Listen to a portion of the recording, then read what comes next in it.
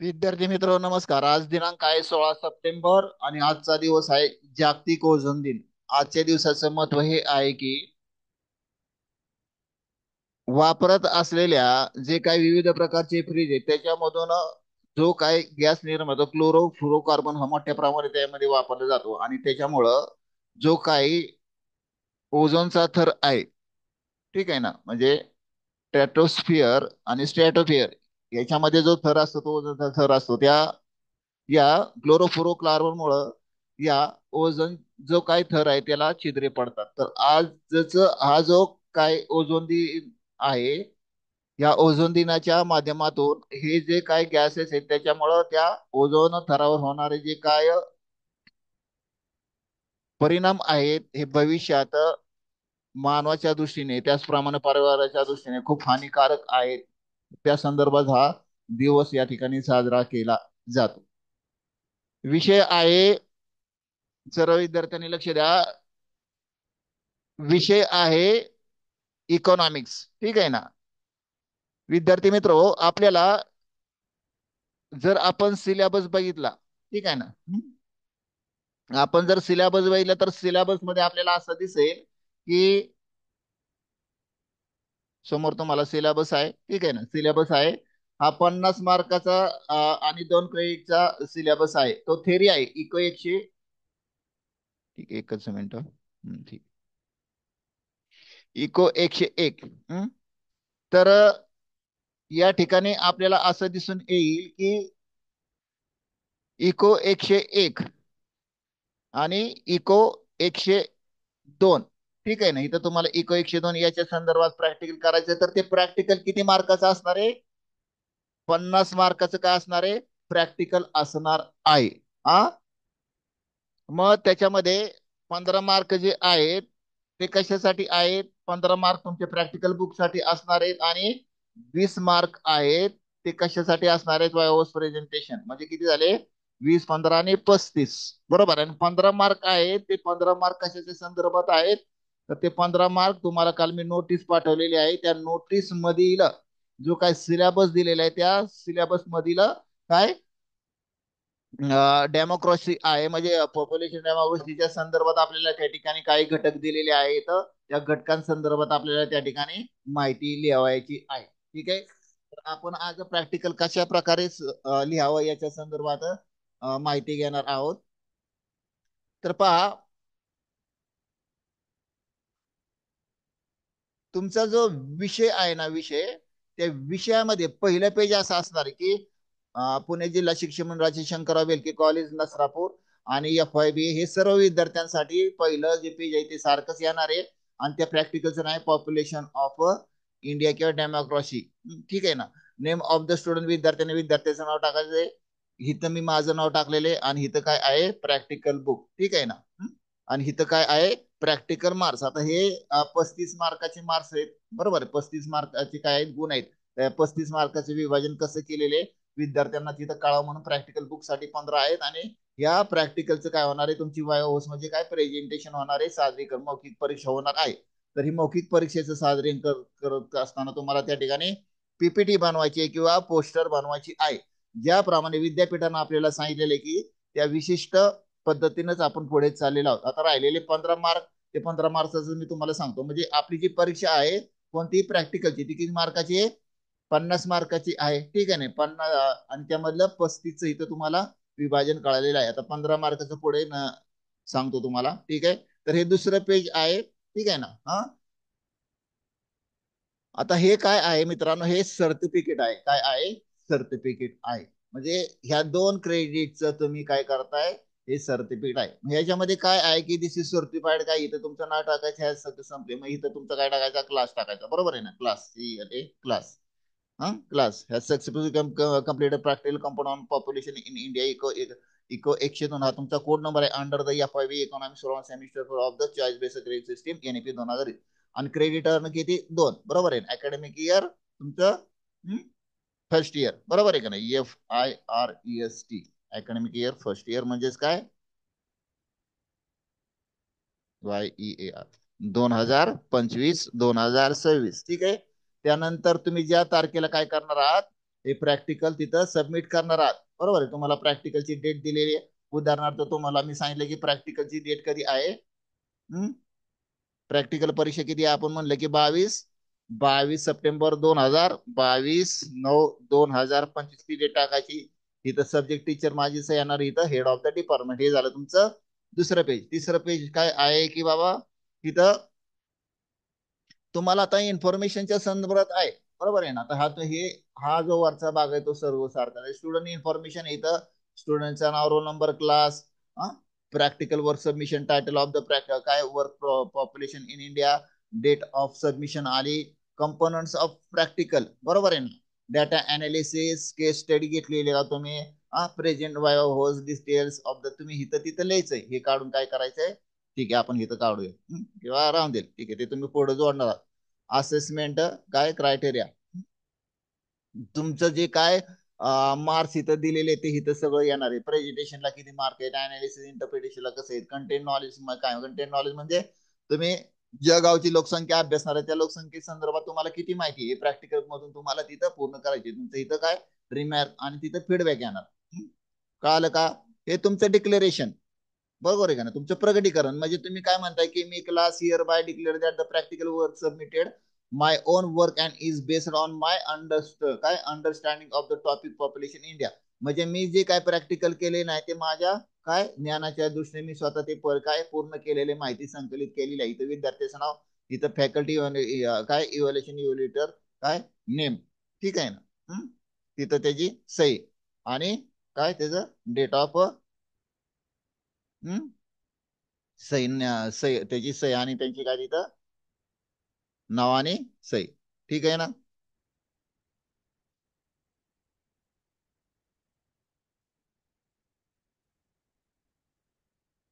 आणि इथं date of evaluation, ठीक आहे. आता हा इंडेक्स आला. आता इंडेक्स मध्ये काय सिरियल नंबर 1 काय, सिरियल नंबर 1 मध्ये काय टाकणार आपण. आता इथं काय लिहिलं आपण, शीर्षक काय प्रात्यक्षिक. बरोबर आहे ना. इथं काय म्हणलंय प्रात्यक्षिक एक शीर्षक काय. इथं पेज नंबर द्यायचा, काय द्यायचा पेज नंबर द्या तुम्ही नंतर. इथं आपण पेज नंबर दिला काय की वर बाबा पेज नंबर द्यायचा असेल तर ठीक आहे तुम्ही हाताने द्या. मग इथं इन्सर्ट जाऊन मध्ये जाऊन तिथं पेज नंबर द्यायला लागतात, ठीक आहे. तर इथं शीर्षकाचे नाव काय आहे, काय दिसतंय सांगा, काय दिसतंय. गावाची लोकसंख्या. बरोबर आहे ना. कुठल्या गावाची लोकसंख्या, तुमचं जे गाव आहे ना, तुम्ही ज्या गावामध्ये राहता त्या गावाची लोकसंख्या इथं अभ्यासायची आहे, ठीक आहे ना.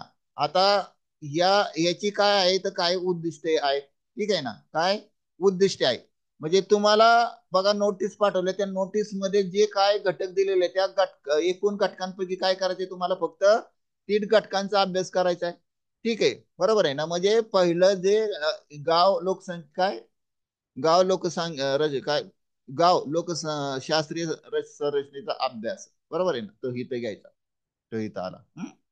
की तुम्ही हाताने टाका, तुम्हाला प्रिंट दिल्या जाते, ठीक आहे. हा आता वरील घटकांची संख्या शास्त्रीय माहिती कोष्टक आणि आलेखामध्ये दर्शवणे, काय निष्कर्ष नोंदविणे, ठीक आहे ना. म्हणजे तुमची जे काय प्रॅक्टिकल आहे त्या प्रॅक्टिकलचे काय मित्रांनो उद्देश आहेत.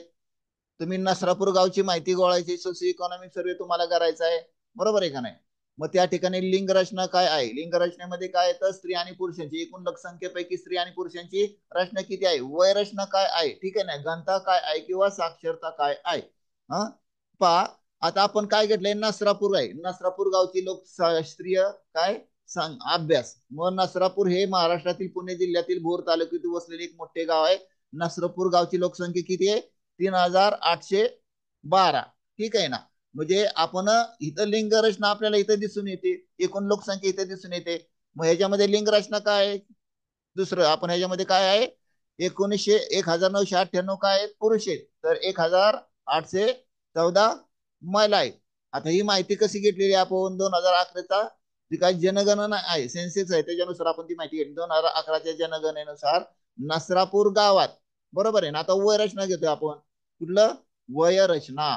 मग काय 0 ते 6 वयोगटातील मुलांची संख्या किती आहे, 469 आहे, जी गावाच्या एकूण लोकसंख्येच्या 12.30% आहे. तर नसरापूर गावचे सरासरी लिंग गुणोत्तर किती आहे? 908 आहे. म्हणजेच काय लिंग गुणोत्तर म्हणजे काय? 1000 पुरुषांच्या पाठीमागे असणारे स्त्रियांचे प्रमाण. आता जर याची महाराष्ट्राशी तुलना केली तर म्हणजे महाराष्ट्राचे जी काय एकूण लिंग गुणोत्तर आहे त्याच्या किती आहे? जे महाराष्ट्र राज्याच्या 929 सरासरीपेक्षा कसं आहे? कमी आहे. म्हणजेच काय की भारताचे महाराष्ट्राची जर तुलना केली तर नसरापूर गावामधील जे काय प्रत्येक पुरुषांच्या पाठीमागे म्हणजे काय दर हजारी पुरुषांच्या पाठीमागे असणारे स्त्रियांचे प्रमाण हे काय आहे? महाराष्ट्राचे जे काय लिंग गुणोत्तर या दृष्टीने काय आहे? कमी आहे. म्हणजे जनगणनेनुसार नसरापूरचे काय काय बाल काय म्हणलं इथं बाल लिंग गुणोत्तर किती आहे? 825 आहे. हे महाराष्ट्राच्या 834 सरासरीपेक्षा कमी आहे. म्हणजे महाराष्ट्राच्या तुलनेत नसापूर गावचा साक्षरता दर आता आपण म्हणलं इथं साक्षरता दर कसा आहे? 2011 मध्ये किती आहे? नसर साक्षर दर किती आहे? 87.8% होता. तो महाराष्ट्राच्या 82% होता. म्हणजे नसरापूर मध्ये जर साक्षरतेचा दर बघितला तर किती आहे? आपण 91.33% आहे. तर ही झाली काय माहिती, बरोबर आहे? हे माहितीचं संकलन. आता ही माहिती कुठनं घेतली आपण ते तुम्हाला पुढे सांगतो. ठीक आहे. आता आला आपला टेबल. आता आपण काय म्हटलंय की आपण संकलित केलेली माहिती कशामध्ये दाखवायची? टेबल मध्ये दाखवायची. ठीक आहे ना? मग टेबल मध्ये आपण दाखवलं टोटल ऑफ काय हाऊस होल्ड किती आहेत? इथं काय म्हटलं आपण? पर्टिक्युलर्स.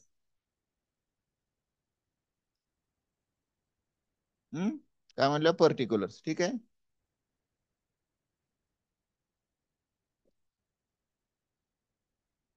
पर्टिक्युलर्स म्हणलं.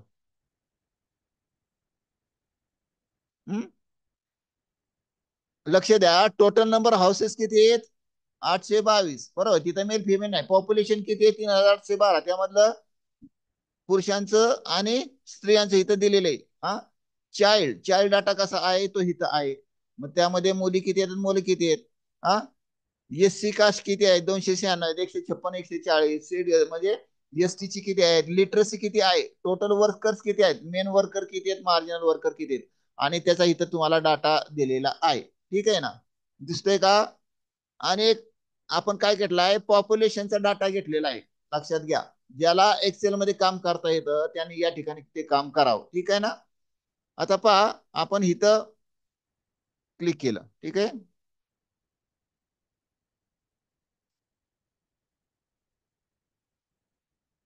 कंट्रोल तिथं काय म्हणलं? Control click.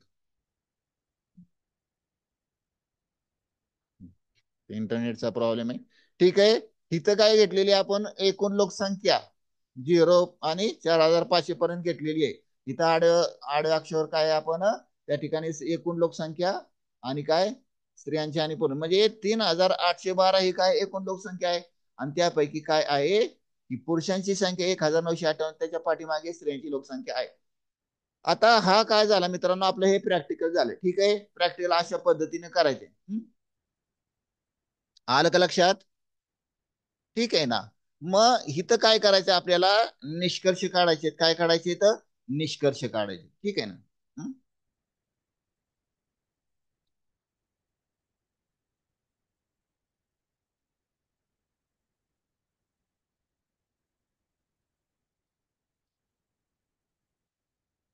निष्कर्ष.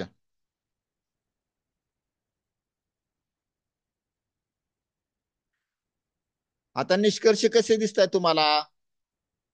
कोण सांगतंय? पुढे या इथं.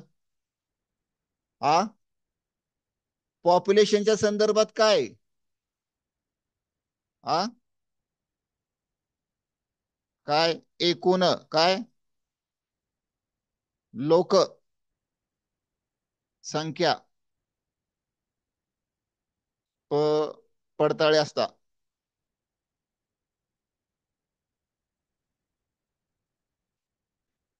असता.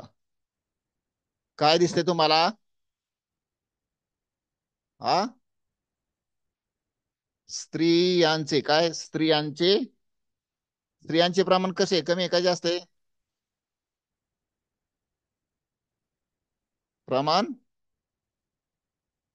किंवा स्त्रियांची काय? स्त्रियांची लोक संख्या कमी आहे. ठीक आहे. तर निष्कर्ष तुम्ही काढा. बरोबर आहे ना. चाळीचं इथं प्रमाण ते चाळीला अनुसरून किंवा 4,600 काय 69 काय आहे लहान मुलांचं प्रमाण आहे, बालकांचं प्रमाण आहे. त्याच्यामध्ये 257 पुरुष काय आहेत, बालके आहेत, आणि स्त्री किती आहेत, 212 आहेत. म्हणजे हिचं जर तुलना केली तर पहा 200 200 200 296 is equal to insert equation.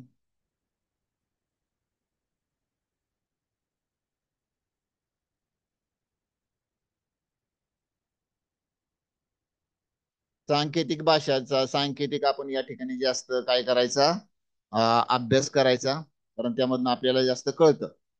296 बरोबर आहे. 296 मध्ये कोणती संख्या जास्त आहे? हा 156 जास्त आहे. म्हणजे काय आहे? 156 आणि कमी कोणती आहे? कोणती आहे? 212. ठीक आहे ना. 212 म्हणजे ही 212 कशाची आहे हो? 212 कशाची आहे? फिमेल. आणि ही आणि पुढची मेल. ठीक आहे ना.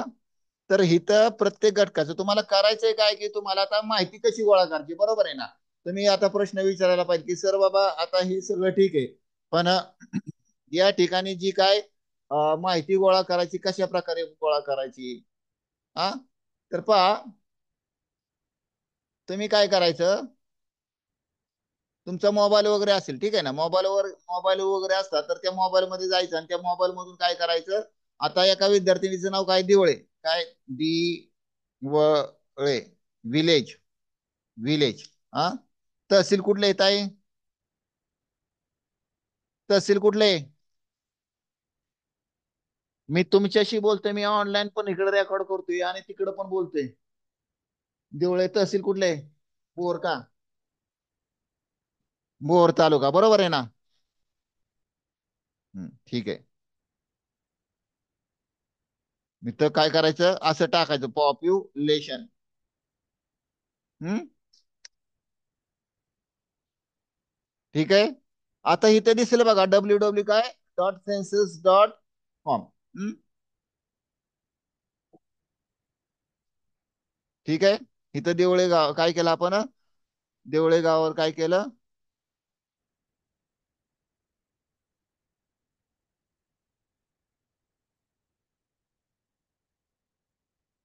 ही देवळे गावची आता माहिती ओपन झाली. ठीक आहे ना.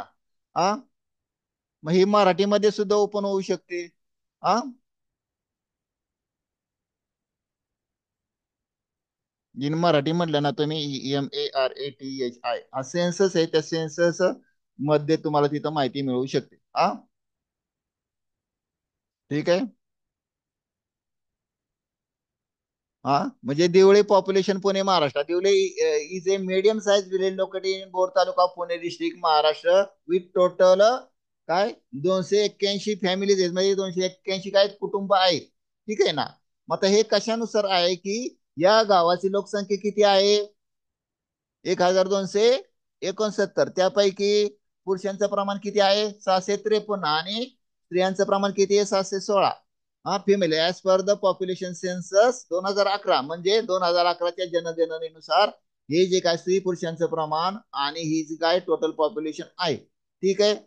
तर खाली बघा, इथं तुम्हाला चार्ट दिसेल. टोटल नंबर ऑफ हाऊसेस किती आहेत, पॉप्युलेशन किती आहे, एससी. आपल्याला काय करायचंय पहा, आपल्याला प्रॅक्टिकल मध्ये आपल्याला जो काय डेमोक्रेसी ऑफ इंडियाचा जो काय आपल्याला प्रॅक्टिकल दिलेलं आहे, तुम्ही तुमच्या गावामध्ये सुद्धा जर ग्रामपंचायतीमध्ये जाऊन सुद्धा तुम्हाला ही माहिती त्या ठिकाणी मिळू शकते. हा आणि सेन्सस नुसार सुद्धा ही माहिती मिळू शकते. तर अशा प्रकारे तुम्ही तिथं माहिती गोळा करा आणि तिथं तुम्हाला काय कळत दिसतंय. ठीक आहे ना. काय दिसतंय की बाबा आता हे पॉप्युलेशन मध्ये स्त्रियांचं प्रमाण आहे का जास्त आहे का कमी आहे. बरोबर आहे. त्याच्याशी काय करा तुम्ही, काय करा, तुलना करा. कोणाशी? महाराष्ट्राचे जे काय जे स्त्रियांची आणि पुरुषांची जी काय तुलना आहे त्याच्याशी तुलना करा. म्हणजे तुम्हाला या ठिकाणी काय करता येईल, हा, त्या ठिकाणी ते प्रॅक्टिकल त्या ठिकाणी पूर्ण करता येईल. म्हणजे तुम्हाला कोष्टकाचा वापर करता येईल. आलं का लक्षात? आणि कशाचा, जे विविध आलेख आहे त्या आलेखांचा वापर करता येईल. समजलं का? जर आलेख उपलब्ध नसतील तर तुम्ही काय करा, त्या ठिकाणी काय करा, साधे आलेख विकत घ्या आणि त्याच्यामध्ये ते आलेख काढा. हा, आलेख सर्वांना येत असतात. तर अशा प्रकारे मित्रांनो, ही काय आहे आपलं हे प्रॅक्टिकल आहे. सदर नोटीस काढ की तुमचं प्रॅक्टिकल परीक्षा कधी होणार आहे याच्या संदर्भात मी काय करेन, नोटीस काढीन आणि तुम्हाला सर्वांना त्या ठिकाणी त्या सूचनेनुसार त्या तारखेला त्या ठिकाणी